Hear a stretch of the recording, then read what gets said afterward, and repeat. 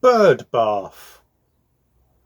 An elf thought it was a right laugh to make itself a birdie bath. His heart was pure, his motives good, for bathing birds the waters stood.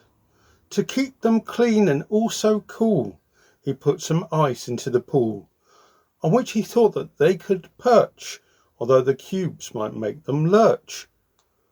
They came and sat and even drank, although a couple nearly sank.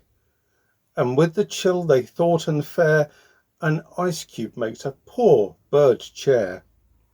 So off they flew, leaving behind the bird bath now out of bird mind, making their way to warmth and south, taking a stop off there in Louth.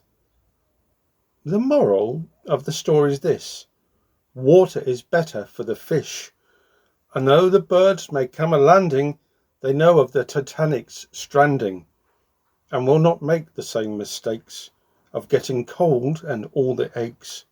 They'll be right off and take to sky without a loving sweet goodbye.